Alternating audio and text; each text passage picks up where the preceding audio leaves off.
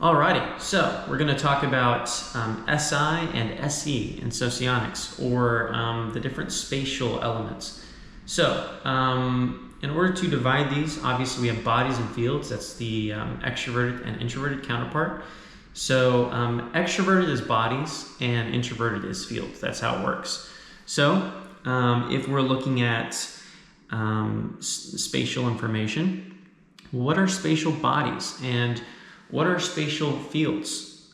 So first thing that we're going to cover is that with spatial fields, what we're looking at is,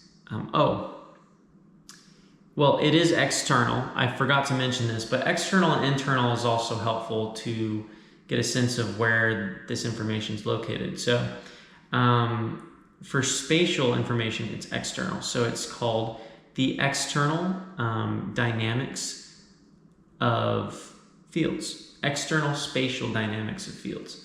So what are we looking at here? Well, for one, it's dynamic. So we talked about that, right? Different types of information are either static or dynamic. So in this case, we're looking at something that is outside of us, is dynamic, and is a field in space, okay? So this is going to describe something like, when you go into your new apartment and you're moving furniture, you're furnishing the apartment. Something you might run into is, maybe you have furniture that's too tight, creating too tight a walkway, right? And so this is disrupting the flow of your environment, right? So what's happening is, because of the field between these objects in space, it's actually disrupting how the objects are able to move or flow through it. And so this is an example of like an observation on the field in space, right? So what often ends up happening is you have to move the furniture so that it's not too tight or cramped. And it gives someone easy access or mobility through a space. Similarly, if you put something, an object in your room, maybe you might place it based on how you plan to use it, and so where you place it is going to make more or less sense depending on where you what you plan to do with it and how it's going to affect objects or people moving through the room, right? And then, there's also just, maybe you have a couch and the TV, and the couch and the TV are misaligned. So when you sit on the couch, the TV is like further to the left or something. And so you see, this is all information that pertains to the dynamics of the field of space. And so that is what SI is. And we're going to get more into that a little bit later because it does look different depending on someone using the information. So we can talk about that a little bit later. But this is just an introductory to understand, what this information is. Now, for SE, we're looking at the external static bodies, of space.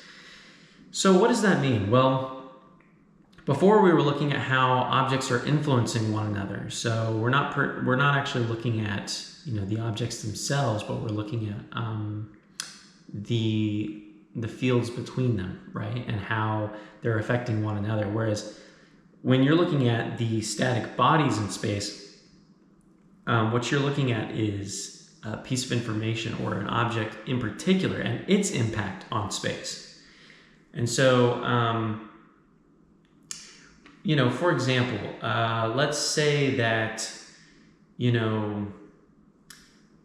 go to grab some dinner with your wife, and when you go, you see a man pull up in a Lamborghini, right? Okay, well, when you show up to the restaurant in your car, if you have a regular car or a Honda Accord or whatever the case, just, a basic standard car, right?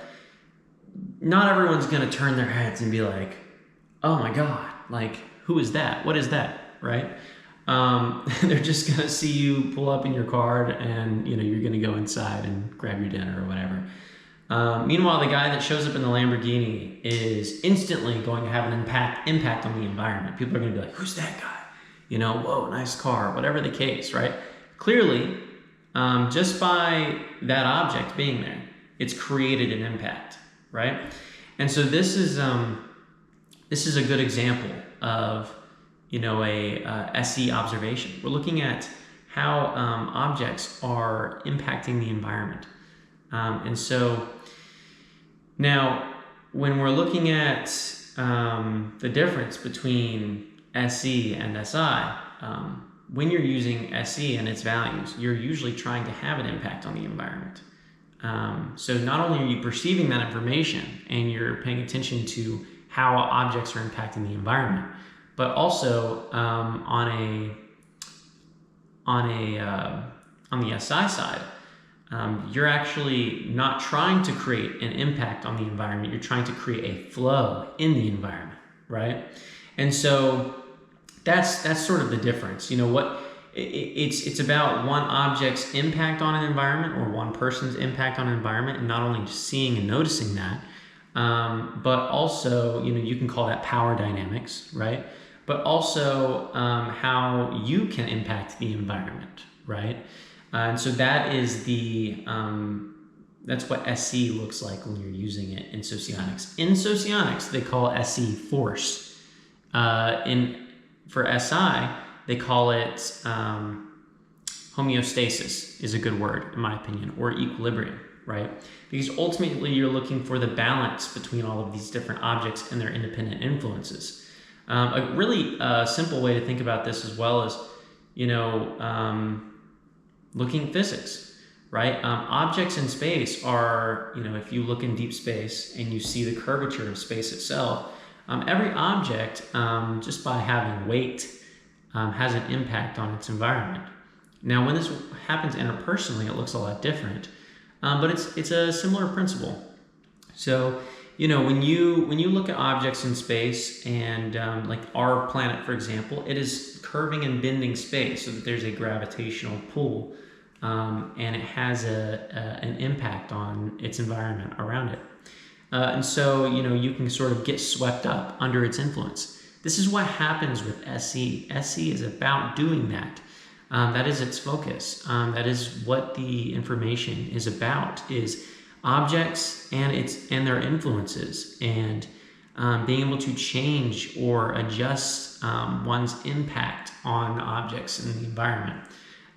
Whereas with SI, it is about the balance. It is more so aligned with the values of space itself. It's not partial or biased to any one object, right? It's attempting to achieve a balance of all the objects, right? This is homeostasis. And so this is an example of SI and what this information is. So we can get a little bit more into what that looks like in types later. But we're going to go ahead and move on to the mental sphere. So mental bodies and mental fields. So looking forward to the next video. Let's do it.